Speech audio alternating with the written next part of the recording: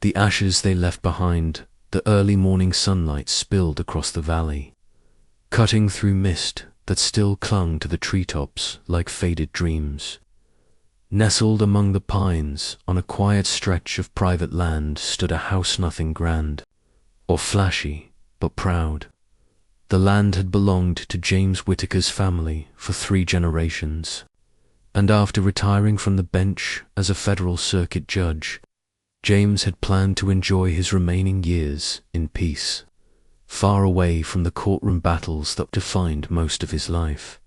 He had built the ranch house with his own hands after retirement. Every beam, nail, and stone spoke of a labor of love.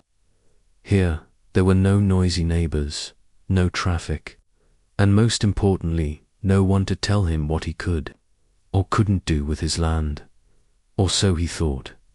It started with letters at first, seemingly polite ones. The neighborhood had grown over the past decade. Developers had crept closer, and soon the prestigious Hillside Meadows Homeowners Association was formed. It was glossy, with perfect lawns and guard patrols, and claimed community harmony as its mission, but it was less about unity and more about control. They sent James a packet, stating that his land now fell under their expanded jurisdiction after a recent annexation deal with the county. The HOA demanded he pay dues, submit for lawn inspections, and tear down the wooden fence he had built decades ago because it didn't fit their aesthetic guidelines. James ignored them. He wasn't part of Hillside Meadows. His property was grandfathered in as private land and never signed over. Legally, he had every right to refuse, but the HOA didn't like being told no. The letters turned threatening. They claimed they'd fine him for every day he remained non-compliant. They harassed delivery drivers, blocked access to his road with cones, and once even sent an aggressive landscaping crew to trim his native brush garden without consent. James recorded everything. He was no fool. Years on the bench taught him the power of paper trails. Then came the day everything changed. It was a dry, windy Thursday afternoon.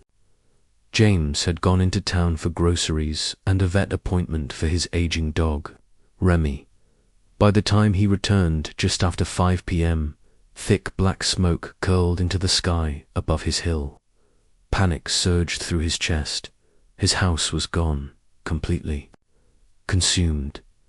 Flames had eaten everything: his walls, his memories, his library, his late wife's paintings, all reduced to glowing embers, and ASHDOT fire trucks were already there. One tired firefighter, his face streaked with soot, shook his head slowly. It spread too fast, the man said.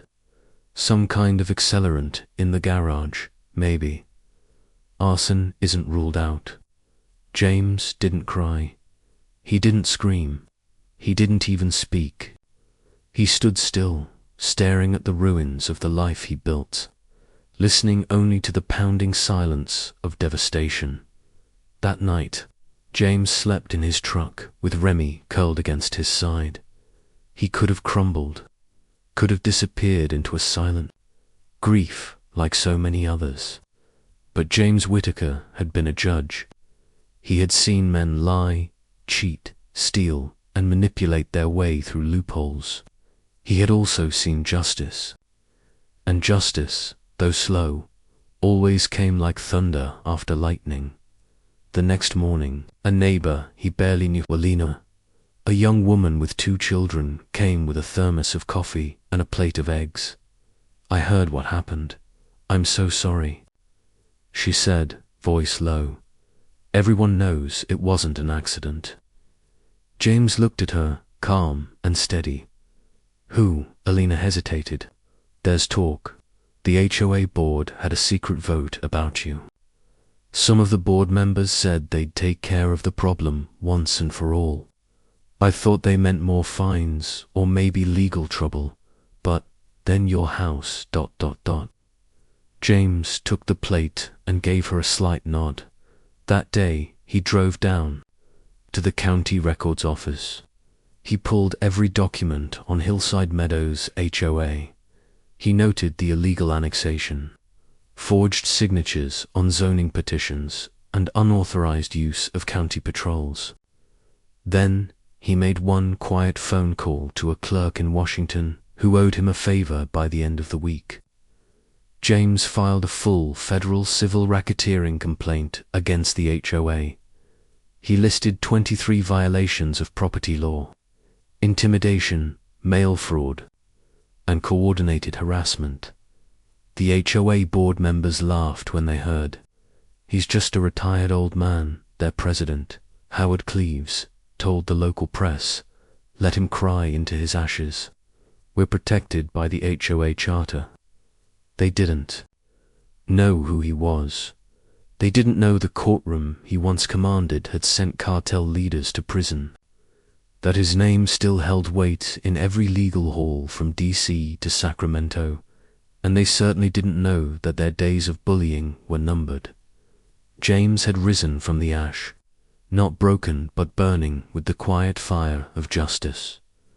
What the HOA didn't realize was that this time they had started a war with a judge who didn't need a robe to pass judgment. Asterisk. The smoke clears. The days after the fire were quiet, unnervingly quiet, but not in the peaceful way James had once cherished. It was the kind of quiet that settled after something terrible had happened, the kind that crept into your bones and reminded you over and over that things would never be the same. James had parked his truck near the only tree left untouched by the blaze. The land was scorched, a skeleton of what it had been. What once stood proudly as his home was now just a charcoal silhouette of a life that had been intentionally torn apart. But James wasn't a man to drown in sorrow. His grief took on a colder form, something still, focused, and sharp. And when grief becomes sharp, it cuts. That cut was going to be felt by every single board member of Hillside Meadows HOA.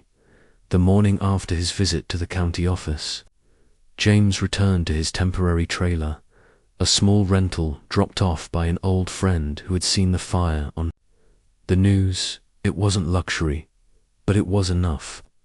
Remy lay curled on a patch of remaining grass, looking out over the blackened earth. James sat inside, pulling files from a small portable case, meticulously labeled case law, property codes, federal housing regulations. To the average person, the language was dense, dry, and intimidating. But to James, it was the same as breathing. He knew these statutes like he knew the lines on his own palm. He had enforced these laws for decades. Now he would wield them not as a symbol of impartiality, but as a weapon. 2 days after filing the RICO complaint, James walked into a small, dusty law office tucked between a tax preparation business and a pawn shop. It wasn't flashy, but the brass nameplate on the door read Jolene Hart, ESQ, and that was what mattered. Jolene had been one of his brightest clerks years ago, a firebrand who had taken on wrongful eviction cases and sued developers for environmental violations. Now, in her mid-30s and running her own firm, she didn't hesitate to hug the old judge when he walked in. But her smile faded when she saw the pictures of his house. "Jesus, Judge, they really did this." "They did," James said calmly, sliding the evidence folder across her desk. "And they left a trail a blind man could follow." Jolene opened the folder and read in silence for 10 straight minutes. Then she leaned back in her chair, exhaled, and said, "This isn't just criminal, it's organized criminal behavior. You've got racketeering, mail fraud, misuse of municipal services, and what's this?" She held up a document. "Fake zoning map," James said, "claiming they annexed my land, never went through the proper channels, to forged signatures on the county petition, I cross-checked them with public notary logs. Never signed. One of the notaries has been dead 5 years. Jalene's eyes widened. You're not just aiming to bring them down, are you? No, James said with finality. I want them erased. And so the plan began. First came the formal notification to all board members of the pending federal suit. Most of them scoffed except for the HOA's treasurer, a meek man named Daniel Rooker. James remembered Daniel. He had been the only board member who didn't vote on the so-called annexation. James reached out quietly through Jalene's firm. Daniel was nervous at first, hesitant to speak. But one night, under the cover of darkness, he drove to James's property, parked a full street down, and walked the rest of the way. When he stepped into the dim trailer, his hands trembled. I didn't know they were going to do that, Daniel whispered. I thought they meant fines or road closures. I swear, Judge, I didn't vote yes on that fire motion. It was informal. No record, but they said you were a problem, that you'd ruin everything. You know who gave the order? James asked, pouring him tea.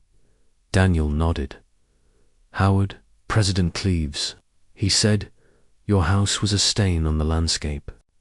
Said he'd rather burn it than let one person make a fool out of the HOA.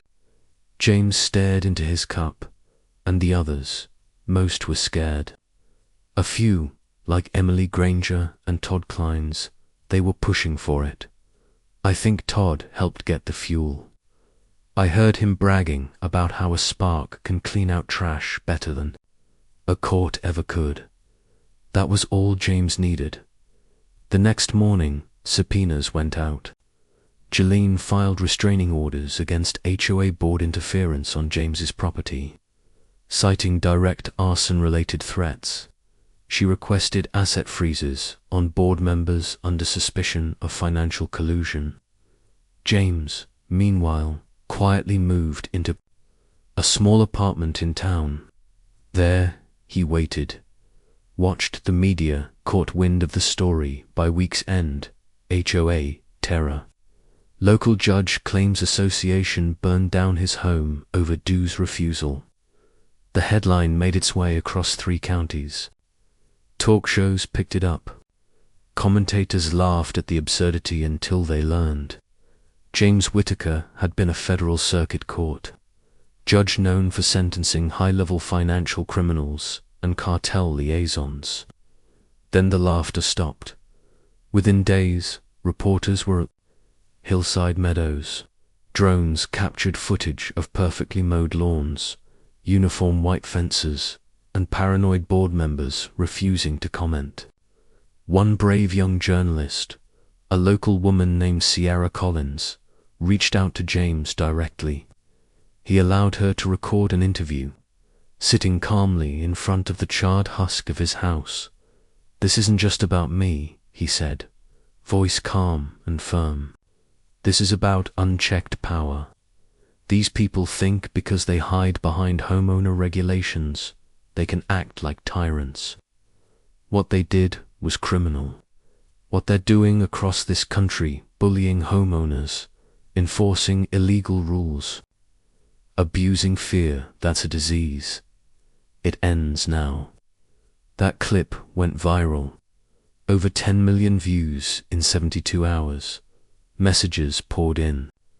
Former HOA victims, people who'd been fined for flags, for kids' toys, for unauthorized plantings, stories of harassment, of threats, even of animals being poisoned.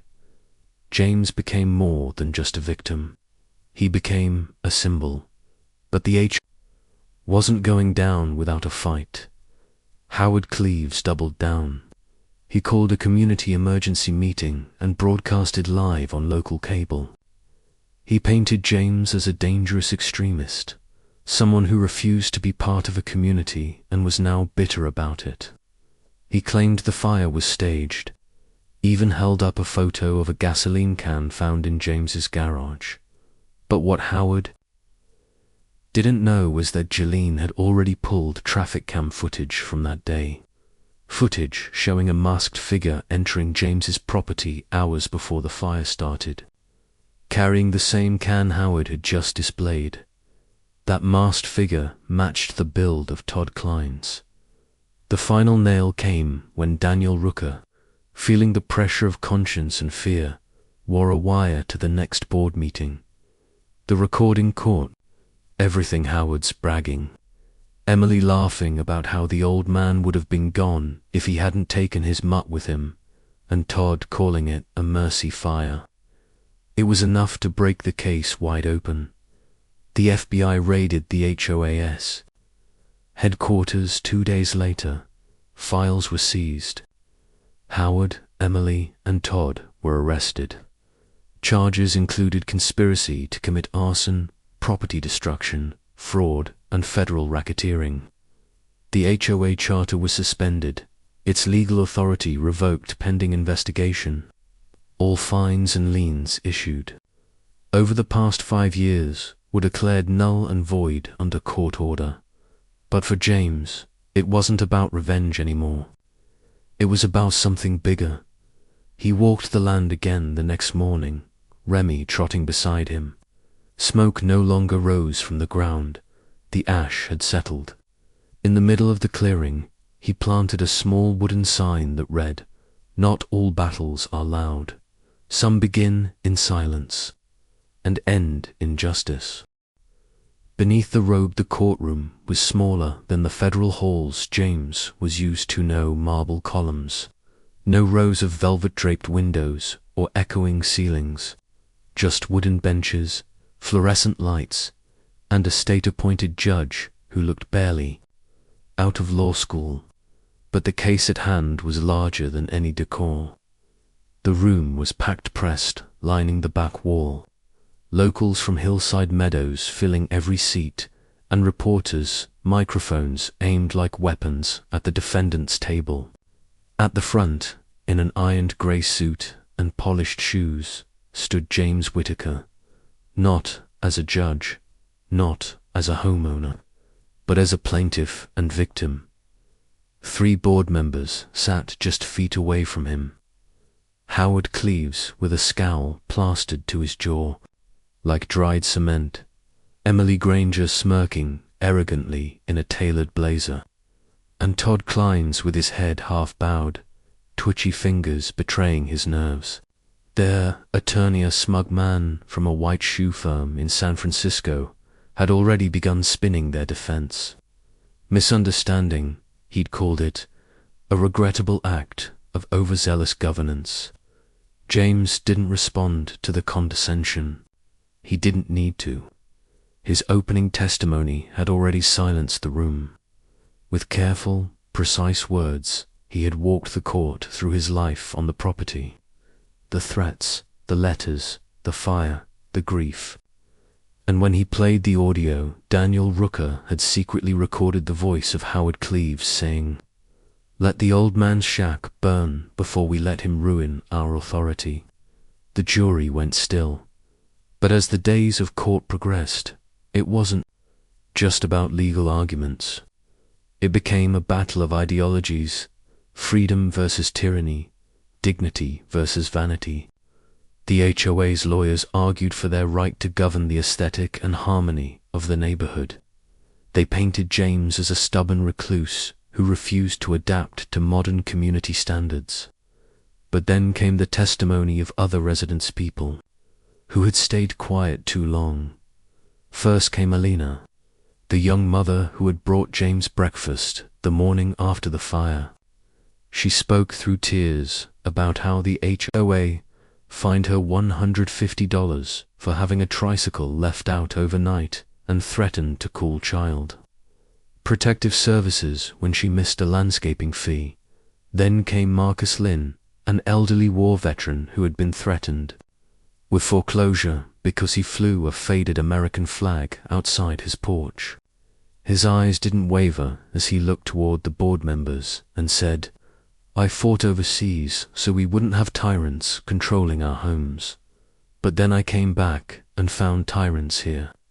One by one, The community peeled back the polished surface and revealed the rot beneath, behind closed doors. The judge presiding over the case met with James during a recess. She was younger, maybe mid-30s, but her eyes carried respect. "You were my father's favorite judge," she said quietly. "He used to read your decisions aloud when I was a law student. Said you had a spine most men lost after law school."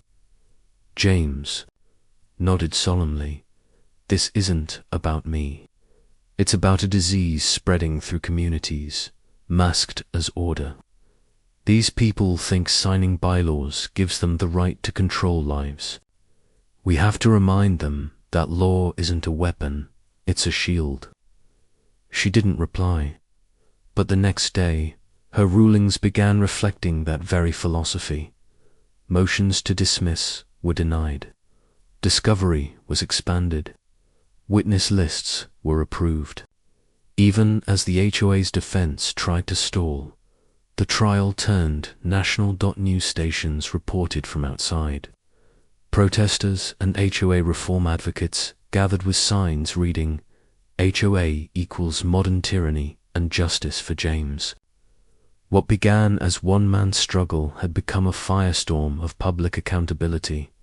But behind all of it, James remained composed, unshaken. He knew the war wasn't over with courtroom victories alone. He had something else planned, something larger, using Jalene's connections and the evidence compiled through the trial. He was also working quietly with a group of bipartisan lawmakers. They were crafting a legislative bill that would create a federal oversight body for HOAs, a regulatory agency that would investigate abuse, prosecute illegal behavior, and enforce transparency. It was unheard of. HOA boards had always operated in a kind of legal grey, zonquis, quasi-governmental, but James wanted to rip them into the light, and the trial was his battlefield. Then, in the third week of proceedings, the defense made a catastrophic mistake. They called Howard Cleaves to the stand. Their hope was to humanize him, to show the board had merely made hard choices for the greater good.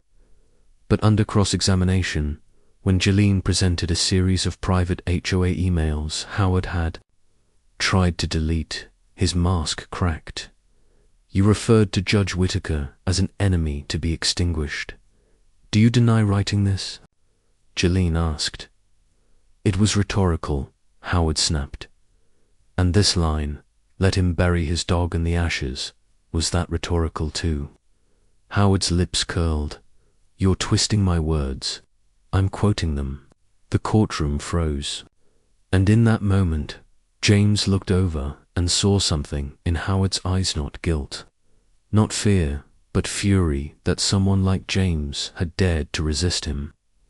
That fury had driven him to burn a house, to mock a man's life, and to treat power like a personal weapon. It was the same look James had seen in warlords and mob bosses during his time on the bench. It was a look that never changed, only the titles and locations did. By the time the jury went into deliberation, the public had already passed its own judgment. Online petitions to dismantle Hillside Meadows HOA had reached over 100,000 signatures. A segment on national television called James the Gavel Who Fought Back. Teenagers on TikTok were remixing clips of his speech under hashtag #JudgeFeesHOA. When the jury returned, the verdict was read aloud in a voice so clear you could hear the crackle of the flames from weeks ago still echoing through it. Guilty on all counts. Civil damages, $3.2 million to James Whitaker, with additional restitution to other affected homeowners totaling $5.7 million. But even that wasn't the end. As the courtroom emptied and the news cameras swarmed, James didn't linger. He walked past the reporters, past the press vans, past the bright lights, and into the quiet street, where Remy waited in the passenger seat of his truck. He looked back just once at the building, not as a man seeking revenge, but as a judge who knew that even in retirement, the law was still his duty. Asterisk. The hammer falls. Months passed since the courtroom thundered with the verdict that echoed across the nation. The name Hillside Meadows HOA had become synonymous with corruption, control, and cruelty. It was studied in law schools, debated on national broadcasts, and used as an example in lectures about unchecked power in private governance. But for James Whitaker, the flames that consumed his home had lit something much larger, something that could not be extinguished with a court decision or a financial payout. Because justice wasn't about verdicts alone, it was about change. And James wasn't finished. After the trial, media attention intensified. Documentary filmmakers reached out with offers to tell his story. Publishers wanted book deals. Advocacy groups flooded his inbox with thank you letters, desperate for a leader who understood the weaponization of HOA regulations. James declined most offers. He had no interest in becoming a celebrity. But he wasn't about to disappear into silence either. Instead, he partnered with Jeline Hart and a small, determined team of former prosecutors, attorneys, journalists, and community leaders. They created something new. The American Property Rights Council, a PRC, a non-profit watchdog organization built with one purpose: to investigate abusive HOAs, provide free legal support to victims, and lobby for new laws on a national scale. By year's end, the APRC had already taken on 30 cases across 7 states. Each one was eerily similar. Homeowner fined into bankruptcy for trivial reasons. Families forced to paint their homes monthly to preserve uniformity. Veterans sued for flagpoles. Elderly people evicted for refusing to pay sudden beautification fees. It was the same disease James had faced, only it wore different masks in different zip codes. But now, the victims had an ally, and that ally carried a gavel in his soul. Meanwhile, the ruins of his property remained untouched. Not because James had forgotten about it, but because rebuilding it had to be done the right way. His land had become a symbol. It had become something sacred. He didn't want to throw up a mansion or build something sterile. He wanted to create a home that reflected endurance, dignity, and the spirit of standing firm in the face of organized cruelty. So, he called in a group of local architects and veterans, not contractors, not corporations, people, survivors, fighters. The new home wouldn't just be his, it would serve as the future headquarters of a PRC, a hybrid space, part home, part office, part community sanctuary. The first floor would house lawyers and counselors. The upper floor would be his personal residence, with a small memorial for the house that once stood there and the life it represented. Construction began in spring. Each brick laid was deliberate, each beam set with pride, and as word spread, volunteers came not just from the state, but from all over the country. People who had been wronged by HOAs showed up to help build. Some donated wood, some their time, some just came to shake his hand. Even Remy became something of a local hero, known affectionately as the fire dog who refused to leave his owner's side. But not everyone celebrated. Howard Cleaves, now serving a 12-year sentence, was filing appeal after appeal from his cell. He claimed media bias, judicial prejudice, and orchestrated defamation. None succeeded. Emily Granger had vanished after sentencing, moving across the country to avoid the embarrassment. Todd Clines, once the arrogant enforcer of HOA rules, was now the target of a class action lawsuit involving 11 other families. Still, other HOAs watched with caution and resentment. Some tightened their bylaws. Others erased years of improper fines quietly, trying to avoid exposure. But a few dug in deeper, challenging the narrative that HOAs were inherently oppressive. They tried to label James and APRC as radical property anarchists. One state's HOA coalition went as far as filing a defamation suit against the APRC. James didn't blink. When he received the summons. He didn't call a lawyer. He represented himself. The hearing took place in a state he'd never even presided over. But the moment James Whitaker stepped into that courtroom, every camera in the room locked on him. He stood before the judge with the calm dignity of a man who had spent decades in the fire. "I'm not here to destroy HOAs," he began. "I'm here to expose those that destroy the very communities they claim to serve. I believe in law. I believe in order. But what I do not believe in, what I will never tolerate, is power for power's sake. When people use legal frameworks to bully, harass, and bleed dry their neighbors, that is not governance. That is tyranny. And tyranny, no matter how clean its lawns or matching its mailboxes, must be confronted." The judge dismissed the suit that same day. After that, donations to a PRC tripled. Then came the legislative wave, working alongside state representatives. APRC drafted and introduced the Community Autonomy and Oversight Act, bill that would require all HOAs to publicly disclose all meeting minutes, undergo independent audits annually, provide legal representation to find homeowners during disputes, be subject to a state-level regulatory board with the power to dissolve abusive HOAs. The bill passed in 3 states within 6 months. Others followed. Back in Hillside Meadows, the old HOA had been disbanded by court order. A new voluntary neighborhood council replaced it, one built around cooperation instead of coercion. James never rejoined the neighborhood meetings, but he often sat quietly nearby, listening through an open window as neighbors made real decisions together without threats or fines or power games.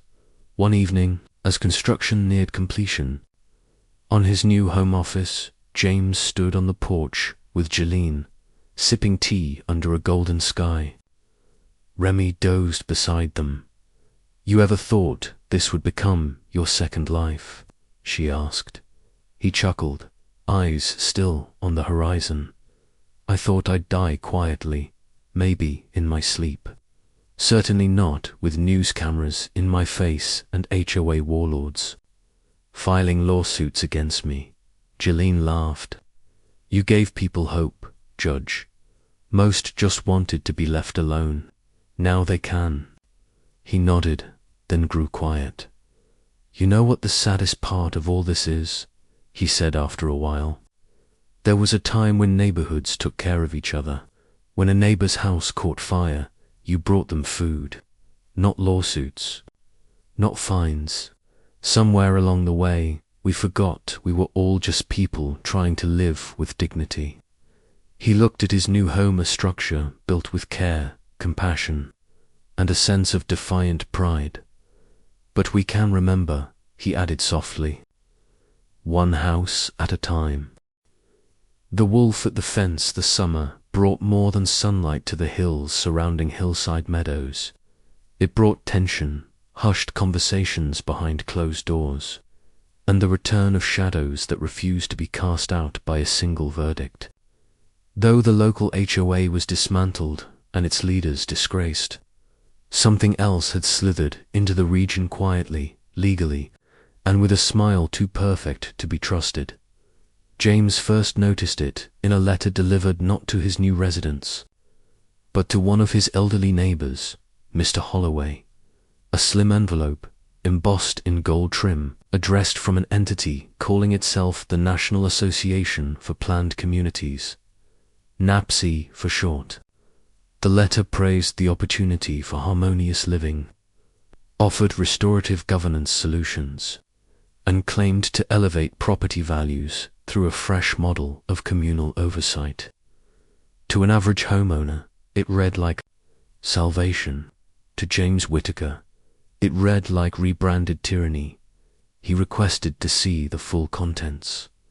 Mr. Holloway, always polite, but frail now with age, obliged James, read the letter twice, then asked if anyone else on the street had received it. By the end of the day, he'd confirmed that every single homeowner in the area, including those miles outside Hillside Meadows, had been mailed the same proposal, complete with an online link to sign interest forms. A digital signature, James noted grimly, was legally sufficient to bind someone under this new association, depending on how their property deeds were written. It wasn't coincidence. It was targeted acquisition. Jeline, who had since moved her legal practice to the top floor of James's new building, ran background checks on the so-called NAPC. What they uncovered was disturbing. The group was based in Nevada and operated under a massive private equity shell. Their board members had backgrounds not in community development but in real estate enforcement, debt collection, and civil litigation. Worse, they had absorbed dozens of defunct or dissolved HOAs across the country and rebranded them under their network. What they offered was sleek, subtle, but at its core, it was the same authoritarian model with more legal polish. They're smarter this time, Jeline said during one of their late evening strategy meetings. They're not threatening people, they're seducing them. It's harder to fight charm than fear. James didn't speak. He stared out the window at the rebuilt community below, people planting trees, repainting fences, children racing their bikes down the sidewalks without fear of fines. It had taken everything: his name, his house, his privacy, to bring that freedom back. And now it was under siege again. This time not with fire, but with ink and paperwork. He reached for his pen. This fight would require more than litigation. It needed exposure. That weekend, James and the APRC team hosted a community town hall. Hundreds showed up, not just locals, but supporters and victims from across the region. News crews returned, smelling another war, and James took the stage, not as a judge or lawyer, but as a man who'd seen the devil wear many coats. They call it oversight. They call it improvement, he told the packed crowd. But the result is always the same. They want power over your paint colors, your mailbox size, your children's toys in the yard. They want to own your choices, and they always start the same way, by offering to help. He held up a copy of the NAPC letter. Don't fall for it. Don't invite wolves back to the fence just because they wear sheep's clothing. Applause thundered through the room, but James knew speeches weren't enough. What followed had to be action. So, he launched Operation Paper Wallah, countrywide legal and information campaign where APRC volunteers went door to door, explaining deed loopholes, offering free legal reviews, and helping homeowners formally opt out of NAPC's interest forms. In just 2 weeks, they helped over 1,400 residents across 3 neighborhoods file notices of declination, blocking NAPC from legally asserting jurisdiction over their property. But James knew that wouldn't stop them. The group was well-funded, cold, strategic, and now they had him in their sights. The first shot came not through a letter, but through the court. James received a personal lawsuit, a defamation and tortious interference claim from NAPC. accusing him of sabotaging their lawful business operations and spreading provably false and inflammatory rhetoric. Gilleen, read the brief and nearly tore it in half. They want to drain you in court. This isn't about winning. This is about wearing you down. James nodded. Then we remind them that I don't wear down. I wear robes. He filed a countersuit. The same week, alleging predatory business practices, fraught by omission, and attempted coercion under the guise of administrative governance. And unlike the old HOA, NAPC wasn't prepared for someone who had not only the experience of a federal bench, but the public on his side. Within weeks, online backlash erupted. Former victims of NAPC from across the country began posting their experiences: ripped up yards, frozen bank accounts, foreclosure threats for leaving a grill in the driveway. Hashtags like hashtag say no to NAPC and hashtag communities, not contracts, went viral. James appeared on national television again, this time not just as a man with a story, but as a movement leader. I don't hate rules, he told the anchor. I hate when rules become weapons. Neighborhoods are meant to be places of rest. These organizations, old HOA or new NAPC, they see your home not as sacred ground, but as a unit to extract value from. I say, enough. The backlash worked. NAPC dropped its lawsuit weeks later and pulled its campaign from the region entirely, claiming they'd misjudged local interest. But James knew they'd be back. Maybe in a different state. Maybe with a different name. So he took the next step. He met with lawmakers in Washington, D.C., presenting a sweeping legislative framework, the Neighborhood Bill of Rights, a proposed set of federal protections that guaranteed every American homeowner the right to decline participation in non-governmental property associations, contests HOA NAPC fines in neutral municipal courts, not private hearings, access affordable legal counsel in property disputes, receive clear, plain language contracts when purchasing homes with binding associations. The bill was bold, controversial. Some called it radical. But for every politician who doubted it, James had a name, a story, a ruined life to present. And he did again and again. Because for James, this wasn't just about homes anymore. It was about freedom itself. The last verdict autumn rolled in over hillside meadows like a deep cycle of winds, rustling leaves, and the crisp scent of change hanging in the air. The trees, once stripped by fire and ash, now bloomed with color again. But beneath the beauty of the season, a storm was brewing, not of weather, but of consequence.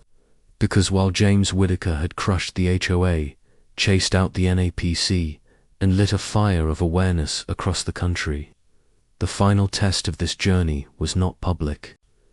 Outrage or lawsuit sit with systemic reform. And the system does not change easily. It fights back. It protects itself.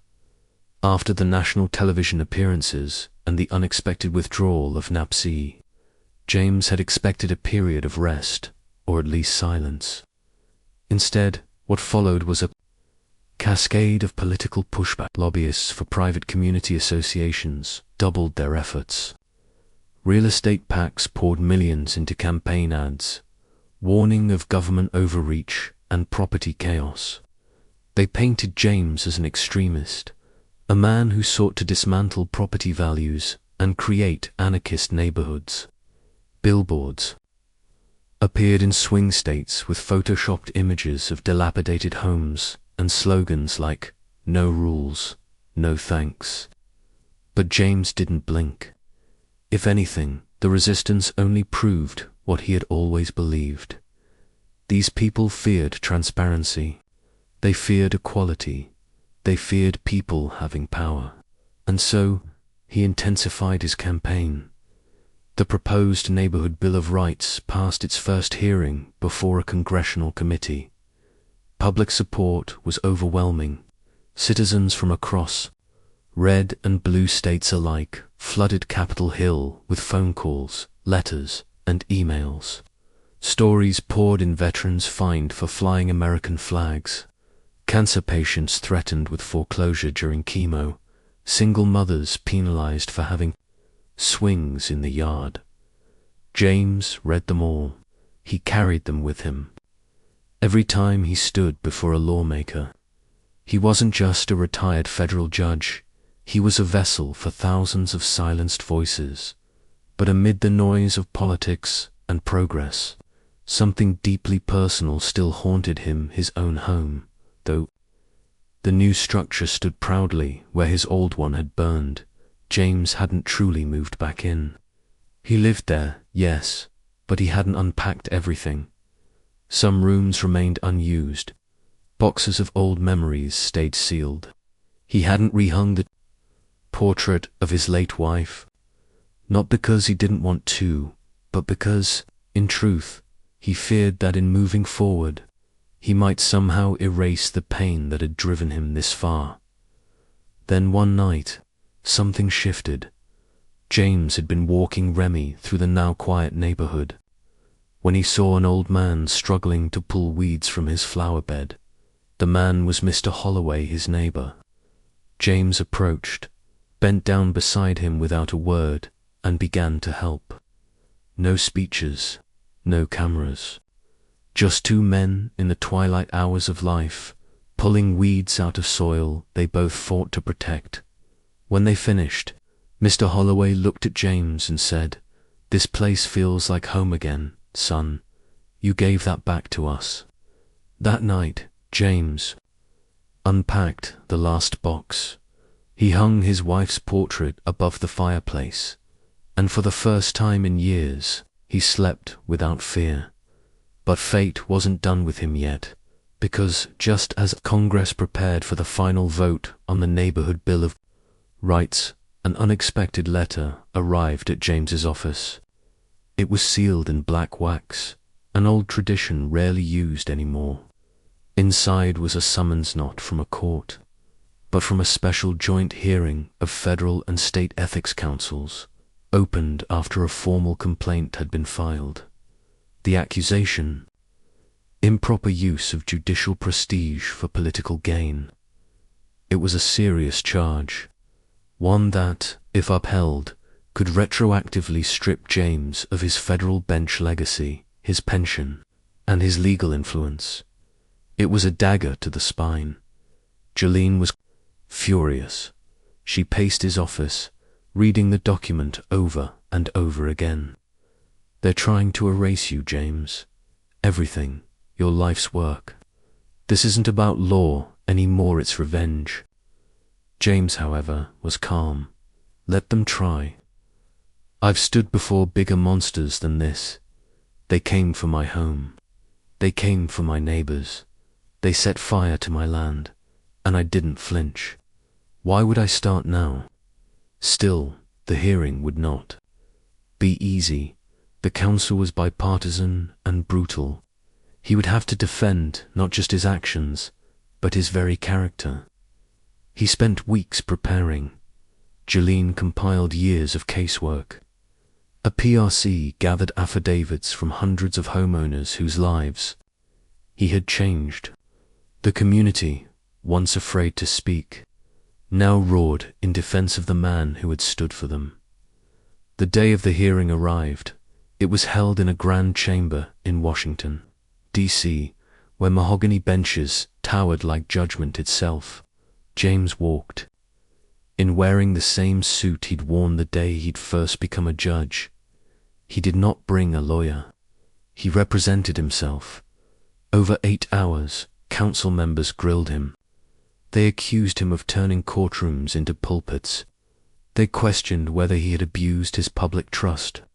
They tried to twist his legacy into political theater, and then, at the very end, he was allowed to speak. James rose from his seat. His voice, aged but unshaken, echoed through the room. You say I misused my title, that I stood too tall. But I ask you, what else is a judge to do when he sees justice being denied door to door in the name of landscaping codes and mailbox heights? I didn't run for office. I didn't start a war. I simply refused to be silent when I saw neighbors turned into victims, when I saw community turned into control. He looked each council member in the eye. I did not act out of ambition. I acted out of duty. A duty not just to the law, but to the people the law is meant to serve. The room was silent. 3 days later, the council returned its decision. James Whitaker's actions had been lawful, ethical, and morally sound. His record would remain unblemished. That same week, the Neighborhood Bill of Rights passed the House and Senate with a historic majority. The President signed it into law at a small ceremony surrounded by ordinary Americans' homeowners, veterans, nurses, and teachers who had fought their own battles against abusive HOAs. At the President's request, James stood beside him during the signing. When the pen touched the page, history shifted, and with it, James finally exhaled.